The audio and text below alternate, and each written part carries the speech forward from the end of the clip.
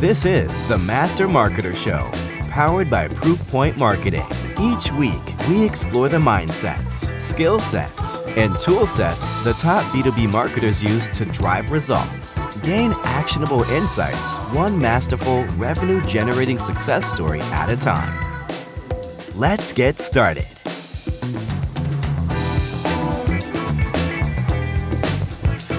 What's up, everybody? Welcome to the Master Marketer Show. I've got Adam Beck here with me. Adam is the Director of Marketing of CADENAS Parts Solutions. Adam, good to see you. Good to see you too. Thanks for having me. Yeah, so to frame up the topic here, we're going to be talking about events, in-person events. And, you know, as we're getting out of COVID, if you will, and events are back in full force, you know, you're seeing everybody post their photos from Inbound and from SaaStr and, you know, other events. There are a lot of, you know, and a lot of companies are starting to do their own events too. And it's a huge effort. A lot of people see it and they want to do it, but they either A, don't think they can, or they're scared to do it because it's expensive and a big effort.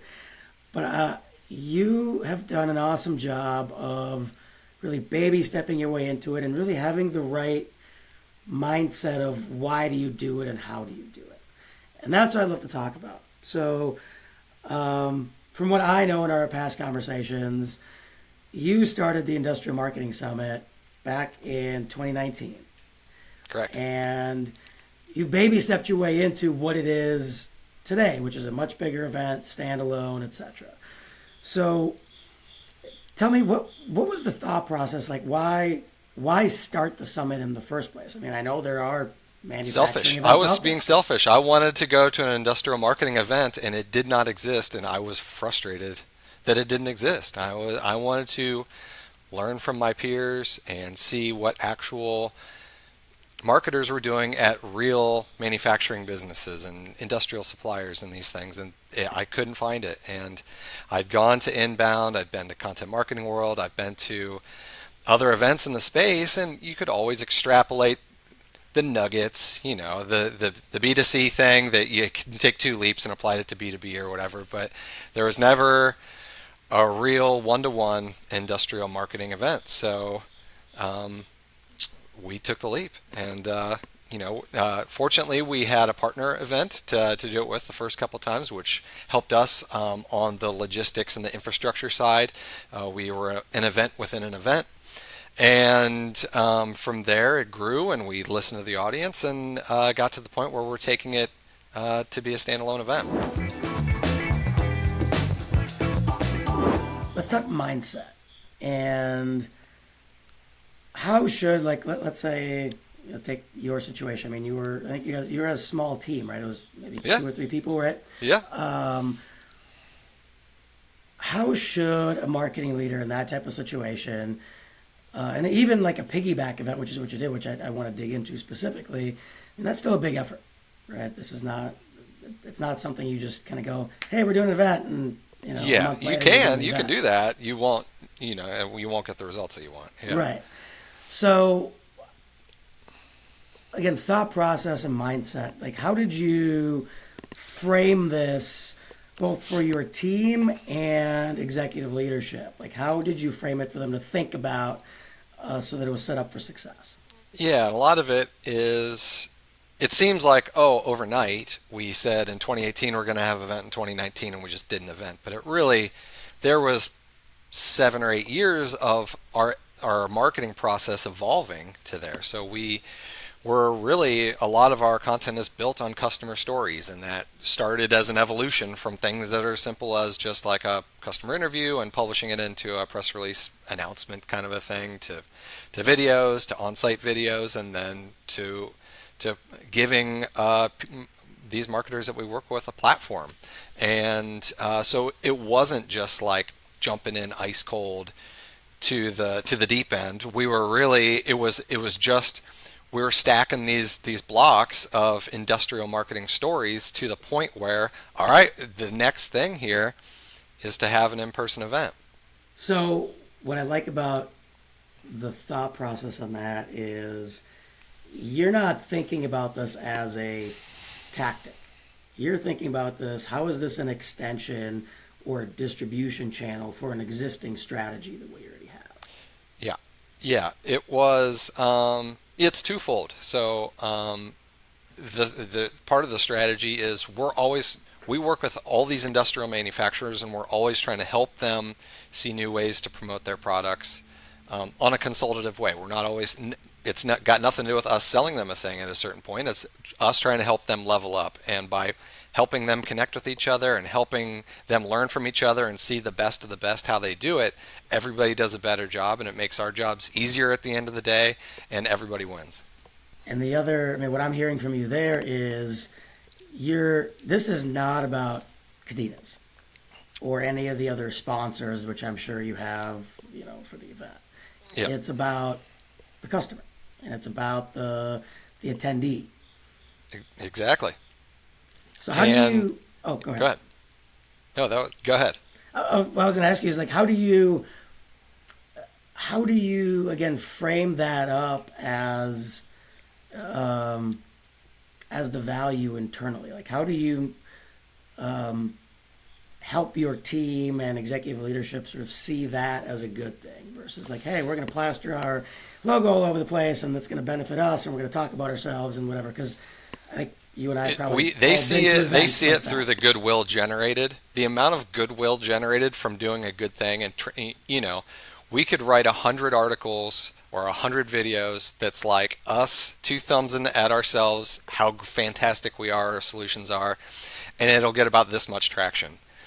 When they can see the smaller volume of content, but the larger acceptance and people buying into it and really enjoying and sharing and believing in it, it's just it's the snowballs rolling down the hill, and it's just another way to build onto it. Tell me, like, why an event, right? So what you told me is it was an evolution of our marketing strategy. It's all about telling customer stories. Why an event? Why not why not just do a focus on a customer advisory board? Maybe you already have one of those. Or why not more podcasts? I know you guys were running a podcast as well. Why not do more of those, or live event, virtual events, or things like that? Why an in-person event? It's not the event; it's everything around the event. So, the event is it's the main event, but all the things, all the relationships that are built, all the conversations, all the hallway chats over a taco or a beer or whatever happens, are so much more valuable. I've made great friends by taking somebody that I knew professionally.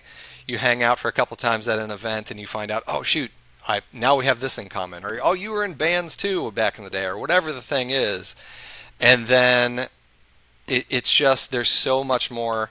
It's like the difference between, and I'm definitely not all about the in the office guy, but there's just those intangible things that can happen from hallway chats or a quick conversation with somebody that at the office that turns into something more, and it's the exact same thing in an event.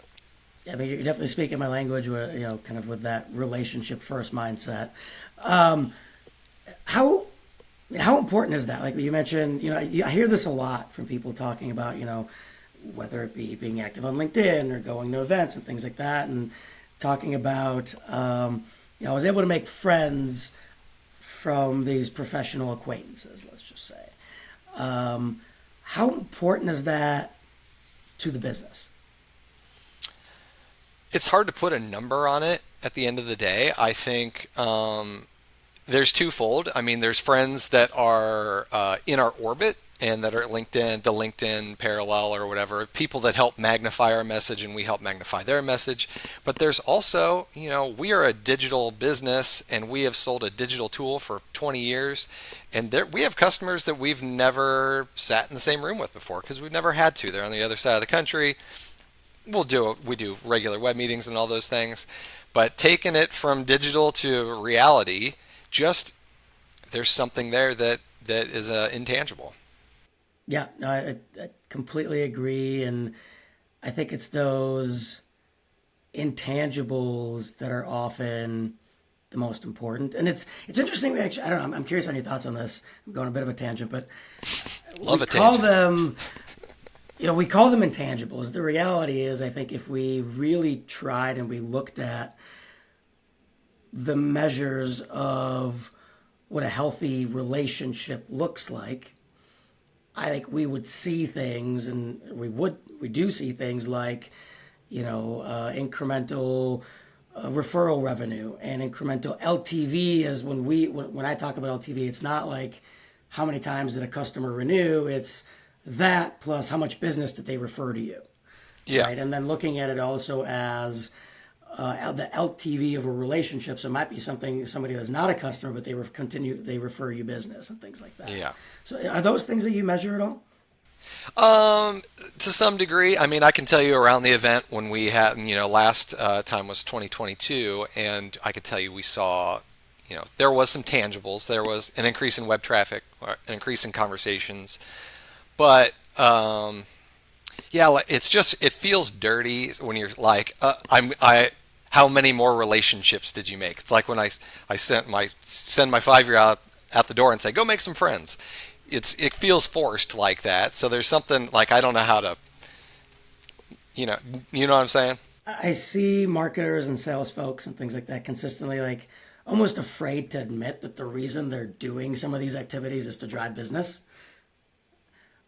But then there's and it's just it's this weird, and I don't know that I have an answer to it, but it's like, yeah, we can definitely trace business back to it, but it wasn't. So the challenge with a lot of what we do is we nurture so many of our prospects for so long that it's another touch point along the way, and we can see, there's some key touch points, especially when we're hanging out for a while, and they're learning more about our team and who the people are, those kind of things. It's a great adder, and it's a great way to prove that you're a group of humans worthwhile of doing business with. Yep. No, I love that you said that, because I think that's for me the justification, if you will. So, again, we're sort of afraid to admit, well, yeah, we're doing this for business impact, right? I mean, at the end of the day, if there was no tangible business impact, I have a feeling that leadership wouldn't approve this for next year, right? You can always compare it against, you could go visit 100 customers and see how expensive that gets, and it's probably more expensive than this.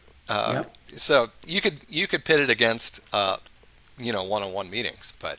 Oh yeah, I mean, I totally agree with that, but I think what I was getting at is it's this, hey, we're a group of humans that makes business better and easier, right? And it builds trust, which justifies this. Well, yeah, we're doing this because we want a result, but we're also human beings, and human beings need contact. Yeah. Awesome. So really the main thing, from a mindset perspective, customer and relationship first is the way you really have to think about. I mean, I would say all marketing, but definitely an event. Yeah. So let's talk skill set. Something you mentioned, again, going back to, this was an evolution of an existing strategy. It was about telling customer stories.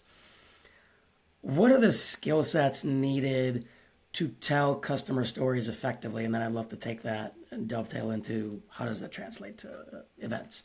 I think to tell the story, you kind of have to turn on your journalist mind. You have to, I asked my team to remove themselves and us from the conversation when at all possible, and just make it about the customer, and make it, where we want to come to it with a curious mind and ask good questions and find the story there, as opposed to, we start a lot of times with these customer stories and somebody's like, yeah, just send me the questions, I'll email them to you. And we're like, could we just, if we talk in person, it's going to be that little nugget that falls out of it that we can build a whole story around. And that's all these things. And when you can talk in person, because everybody can copy and paste the about us and send it to us, and we can regurgitate it, and it'll fall flat. But when you can build it genuinely from something that a human said and another human interprets and publishes, it becomes more. And that's, I mean, we've done hundreds of these over the years. We would lose our mind writing the same story over and over again. So from our own sanity side of things, it's like, could we got to find unique ways to tell these, and unique threads, and unique applications of these marketing tools. That's an interesting thread to me to pull on a little bit. So, you can make, and maybe incorrectly make the argument, well, manufacturers and manufacturers and manufacturers. Like, how many different stories are there? So how do you make these stories interesting when maybe you're on story number 100? You got to find that thread. So we start asking stories, probing questions about their process and their products and who exactly their customers are. And, they love sharing. These manufacturers are all unique, and especially the ones that sell a commodity product. They don't want the copy and paste from commodity product number 2. They do their delivery is faster, or their processes are different, and they want to tell you about that. That applies to everything that you don't see on the product every day. So when you crack open the lid and you start talking to them about what they do and how they do it and who they're doing it for, it's like, wow, I thought you were exactly like company B, but it's completely different, and your pain points are different, and your customer needs are different. So let's take that to the event side of things. So Obviously when you're making case studies, makes sense. How do you then take that, say, journalistic mindset, if you will, and skill set, I should say, and make an event that encourages these people to tell interesting stories? So that's twofold. So one of those ways is, I've heard some of these pain points again and again and again in these customer interviews, and I can say, SEO is a common thread that our audience really would like to hear an industrial take on. And so some of the speakers are companies we know and companies that we work with. That's a couple of them are. Many of them are companies that are relevant to them, and we're trying to foster a learning relationship between them. So things like SEO and AI and marketing automation. These things that we hear again and again and again, manufacturers are struggling with. We're trying to just curate a selection of presenters that will be relevant to them and help them level up, and we're just there to facilitate that. Are you doing anything to help the various presenters figure out their topic? Yeah, we definitely. That was one of the things I learned the first time, and I didn't do enough of that. We talked about the high line, what's your topic, the abstract, and I kind of let them all go. And a couple of them stepped on each other's toes a little bit and told the similar nuggets. So since then, we really dig in and we try to talk about, what are we going to talk about? What's the story, and how do we keep it in this lane that's both relevant but doesn't overlap? So we have 8 or 10 people speaking, and we don't hear 8 of the same thing. Well, there's no chance of that this time, but it's definitely something that we work with the speakers to make sure they're prepped, they're comfortable, and they're telling something that really means something to this audience. So, journalistic mindset to help people tell their stories. What other skill sets would you say are important to put on a good event? That's a tough one, because I think having a good team around you, delegating.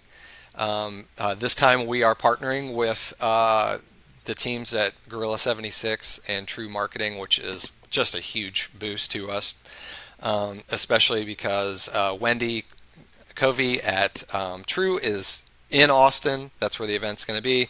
She's boots on the ground, and she's fantastic with those kind of logistics. So I think having a great team around you, delegating, and then it's a little bit of just one of the things that came up last time, especially with our social media team, was we were getting sick of our own story on this one. It's like, okay, we're at 6 months of talking about this event. but just stay in the course, because we kept asking people, are you guys, it even came up and they're like, you guys are doing a great job. The right cadence, the right volume of talking about it, the right mix of content about it. But after you have about the 30th post about something on LinkedIn, you're like, oh my gosh, like one more of these. So stay in the course, believing in what you do, but also listening to feedback. If somebody's like, all right, it's a little bit much on this, you can dial it back. Two things I want to dive into. First is, you mentioned this time around you're partnering with 2 other organizations. Yep. Talk to me about that. Like, how do you select the right partner to host an event with? It's people that I trust and that we trust, and I have worked, tangentially with Wendy and Joe for years, in different ways, and it's somebody that, like, I feel fully comfortable kind of going into battle with, and that I've known for quite a while. So it wasn't just an out of the blue thing. It's not just somebody that we sent a couple emails and did this. They know us and we know them, and it really helps as far as just trust and ability to lean on each other and each other's teams. So you don't have to name any names, but were there any other partners that you considered before you settled on these 2? No. So you already knew, like, those. It's not like you were. It had come up. We had talked in general terms a couple different times, like, hey, it'd be cool if we did a little thing, and then it just kind of evolved into, like, let's take the Industrial Marketing Summit and make it that thing, because I don't think doing 2 of these in a year would probably max me out. But yeah, so it really was that simple. So the other thing I want to touch on is promotion. So you mentioned, hey, we're getting tired of our story, but people are telling us we have the right cadence. In your opinion, what's the right way, or what are the skills needed, I would say, to promote an event effectively? So for us, there's a couple different ways that we're promoting it. It's different this time, again, because we had the audience from a larger event that we were trying to, that last one, we had a booth at the event on the first day of it, and we were trying to steer people to it on the second day of the event. So we just made sure that we had a clear story, it's right down the hall on the third door on the right kind of a pitch. But we went old school too. So promotion wise, we have an ABM team, and we pointed a lot of our ABM team at this. So trying to make sure our customers knew about it. So a lot of them, if they're not necessarily on LinkedIn, or they're not super engaged with our emails, we sent mailers, we called and did personal invites, and just making sure that each one of them knows that we'd love to have them there. And it's that's that personal touch again. Were customer attendance spots free, or did they have to pay for it? They paid. Yeah. Anything else from a promotion perspective?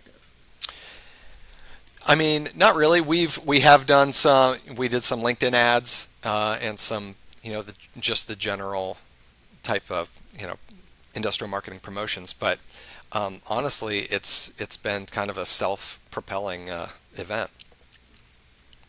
It's lots of word of mouth. lots and lots. Awesome.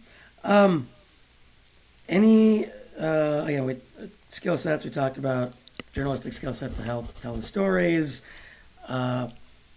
ability to build relationships for partnerships to help with, kind of spread the load, if you will. Yeah. And then promotion. Anything else that you think is critical from a skill set perspective to put on a good event? Yeah, I think just the vision. Knowing what other events are out there. I haven't been to a ton of events in the last couple of years, but I've been to so many over the years that I knew the things I didn't want it to be. And when I go to a session and it's completely a commercial for whatever I'm at, I'm just tuned out. So having a vision of what you want it to be and the alternative of how those can go. And that's another part of, we're on the exact same page with Wendy and Joe, and that this all has to be about the value to the audience, and we've all been to those events where it's like, a 2-day commercial for something, and we don't want it to be that. How did you decide, what things to do versus what not to do? Was it strictly your own kind of vision, opinion, or the three of you, the three folks you mentioned, or did you poll your audience? Just more of the conference as a whole. Yeah, the three of us and a few others from our teams. We debate it out and hash it out, but we're really all of a like mind. It's fairly rarely that we've had anything that was a real sticking point so far. That it's really, I had the luxury of, and the curse of it being on our shoulders for the first 2 times. So we kind of built the framework for an event, and they both agreed with a lot of what we're already doing. Yep. So I want to go back to a couple things to the early days, if you will. Yep. One is, your decision to piggyback this off of an existing, much larger event. Talk me through that. Like, how did you decide which event to piggyback off of, for example? So yeah, and it was Content Marketing World that we were attached to the first couple times, and they were an awesome team, and they were open to the idea. And that's really, I was at the event in 2018. It's in our backyard. We're located in Cincinnati. That is in Cleveland. So logistically, we could get a lot of our team there. It was also within, if you drew a bullet of all of our or a bullseye of all of our customers in the United States, Cleveland is like the dead center of a lot of manufacturing. So those things made it a great way for us to dip our toe in the water. It's a fantastic event in itself. There's a lot of content around, well, obviously content marketing, but around other topics that we wanted our audience to see and learn from, and that they were super eager to work with us, come up with creative ways to make this happen, and were supportive all along. So, the general tactic has been around for a long time. People will go to conferences, they book a separate room or something, or they, do dinners and things like that. But for those who are maybe looking to dip their toe in the water, if you will, what would you recommend to them in terms of finding the right event to piggyback off of? I think it would start, I'd go all the way to the beginning and make sure that you're talking to your customers to the level of, they'll share with you their pain points and their challenges, and baby step it. I would start with smaller things. Even if you did, we've done much, much smaller events for other products that we've done. And it doesn't have to be a huge thing to have a whole lot of value. It could be a meetup, or it could be a networking thing outside of an event. The challenge that we've always had when it's in the same time as a larger event, while being outside of it, is pulling people out of the event is a very big challenge. So you can either have it before, the day after. Got to make sure travel can line up. If you can do a local thing and get people to come out, and just it doesn't even have to be anything more than a meetup. But if you want to take it to sessions and curated content, I think you really got to know what your audience wants to hear, what they need to hear, and make sure they have your trust to want to come to your event and know that it's not going to be something that they don't want to be at. Mm-hmm. And what about logistically? I would guess that if you came to the organizers of Content Marketing World and they said, "Hey, we're going to put on an event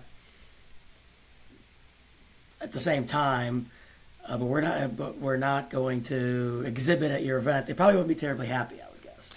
Yeah, we don't. We think of our event as a yes and to Content Marketing World. And that's why so Content Marketing World is in a week and a half from now, late September, and our event is going to be in early 2024. So we are making sure that we are not competing with them in any way, or inbound or any of the other events that we don't want people to have to choose. We have the list of all the manufacturing events, and we found a little gap in there where we could fit our event in, and hopefully it's nice and warm in Austin and people want to come down there. Yep. Well, and that makes total sense. I was talking more about again, a couple of years ago when you're piggybacking off of theirs, and I think yeah, just having it with it. Yeah, I mean, we benefited from being in, I didn't have to think about catering or, all the infrastructure things that go along with an event, because we just ate the food at Content Marketing World and all those things. Now we have a whole new can of worms that we have to think about, which is, it's the fun and the challenge. Yeah. Let's talk tools.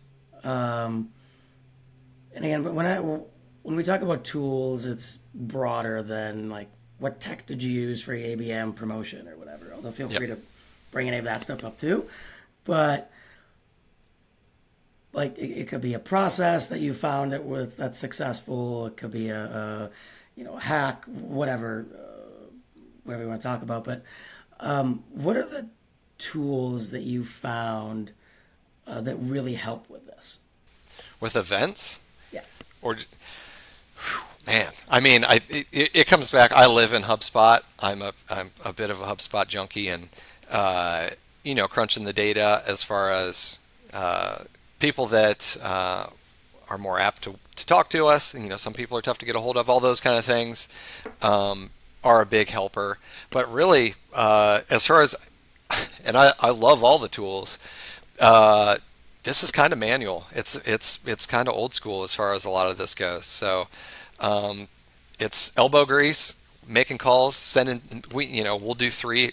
I've done 3 mailers on the last couple. We'll do mailers, and I don't do mailers for anything else. And that's one of those things that's like, that's a bit of a dead tactic as far as I see. But if it gets a couple more responses for a very, I'll send a mailer if I know exactly where it's going and there's somebody at the other end of it. And, there's people not being in the office is a new challenge for those kind of things. But yeah, we'll go a little bit old school on something like this. So the fact that it's manual makes total sense. Like, are there any processes or, again, tips and tricks, if you will, that you found that helps that manual process go smoother, if you will? I don't know. I don't think a lot of it is, we have a couple good partners that we work with. There's fulfillment companies that make something like a mailer, a snap. And that saves everybody on the team from having to lick 1,000 stamps or whatever it would be. But process-wise, again, we use a lot of HubSpot for nurturing, tracking who we're interacting with, making sure that we have a fresh, clean list, making sure that we're not sending things out into the abyss. But again, this is some of the stuff is manual. I mean, we're doing LinkedIn marketing for this and other things too, so it's not entirely that kind of manual. Right. What are you using or how are you managing the speakers and presenters in terms of I know we talked about earlier, helping them flesh out their things. Like, is that all managed in HubSpot? Do you have a spreadsheet? What are you doing to do that? So we're each of us is working with about a third of the speakers, and we manage it generally in a shared spreadsheet, and we're just building out that content so we know there's no overlap, that everybody has sort of aligned topics. But I guess that's kind of manual too. Yep. What are the things that you're tracking in that spreadsheet? Just topic and speaker name, or? Yeah, speaker name, the company, kind of what the company's about, and then things like the agenda, topic, the abstract, some bullet points on where that story is going to go, just so that we again don't have too much overlap. So let's talk about the fun part, results.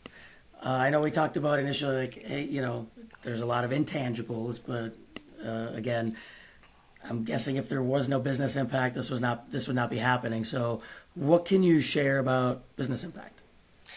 Yeah, like I alluded to before, the months leading up to the last two events were our highest traffic months all time on our website, which for us, that's always a leading indicator of things to follow.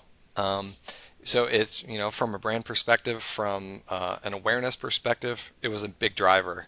And then downstream from that, on the other end of it, we heard from so many of our customers that the direct one-to-one anecdotal feedback. I had a great time.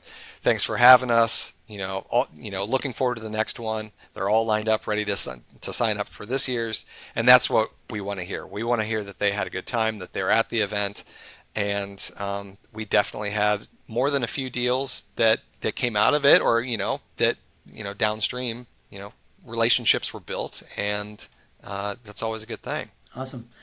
Anything else that, if you're a first-time event organizer, anything else that we didn't talk about that you think is important to call out? I mean, I would find, there are companies that can do all of this for you. It's very expensive. So if you want to offload almost all of the work, you can do that. It's just a challenge.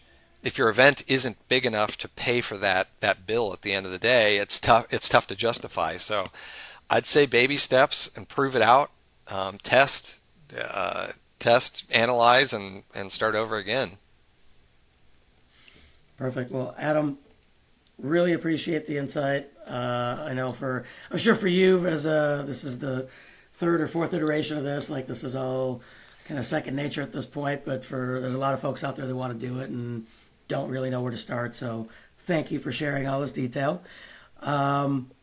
Let's hit the lightning round. All right. So lightning round. What is the main KPI you use to evaluate marketing success?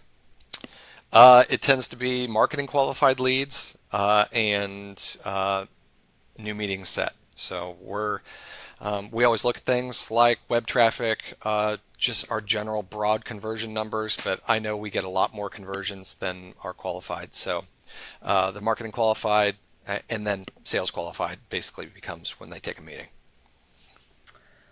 What is something new you're looking forward to testing out this year? Now, I'll qualify this. This could be completely outside of events, or maybe something new you're looking forward to testing out in your upcoming event. Outside of the event space, I need to finally start getting on the whole AI train. I got to start. I've tested it a few times, haven't been super impressed, but every time I go back to it, it seems to get better and better. I think using it strategically and using it sparingly is kind of the key as far as I've seen so far. What is a marketing best practice that you actually hate and think needs to go by the wayside? I put best practice in air quotes. Marketing best practice. I don't know. You have any examples? I'm ones that need to go by the wayside. Like things that people commonly do that you don't think are the smart way to do things anymore. I mean, I think asking too much too early, I think is one of those things. I think things need to be nurtured along a fair amount longer, usually than they are given. A little bit more breathing room. So kicking something over to sales too early would probably be one of those things. What is your least favorite business word or phrase? Oh man, bumping this to the top of your inbox. And I've even done it a few times. I'm like, ugh, gosh, I'm that guy now. Because sometimes you need to, but like when it's somebody that's just blowing you up and you get it like 3 times in a week, and I'm like, all right, it wasn't accidental the first 2 times I didn't respond. Yeah. Yeah. Yeah, I think there's definitely a difference between doing that internally to whatever your boss or somebody, a colleague or something, where you think they might have missed it, versus the cold outbound that's like bumping this up in case you missed it. Like, nope, didn't miss it. Yeah. What is your favorite business or marketing book? Joseph Lewin, who you might know, turned me onto a book called Writing Without Bullshit, and we reference that all the time. That and the original Inbound book was good. All right, something on a more personal level. What is your favorite song or genre of music or playlist to listen to while you work? Oh, while I work, I'm a big Pink Floyd fan, so I can listen to. There's a Pink Floyd album called Pulse that's like their kind of live greatest hits. I basically wore that one out at this point. I can just. It's on repeat. It's there all the time. Yeah. Awesome. Well, Adam, thank you for playing along. This has been fun. Hope you enjoyed it as well. And obviously, I know people can find you on LinkedIn, CADENAS Parts Solutions. Feel free to follow them too, and check out their event if you're in the manufacturing space for sure. Yeah. Anything else you want people to know about you, Adam? Yeah, Industrial Marketing Summit is happening January 31st to February 2nd in Austin. IndustrialMarketingSummit.com. We will be announcing speakers very soon, so excited about that. Awesome. Well, Adam, thank you again. For everybody else, appreciate you listening and watching, and we'll see you next week. Thank you. Thanks for joining us on another episode of the Master Marketer Show. We'll be back next week with more B2B marketing success stories. Visit our website, www.proofpoint.marketing, for the full episode library complete with show notes, guides, templates, and more. Make sure to follow Proofpoint Marketing on LinkedIn and YouTube so you never miss an episode. Listen every Wednesday wherever you get your podcasts. Until next time.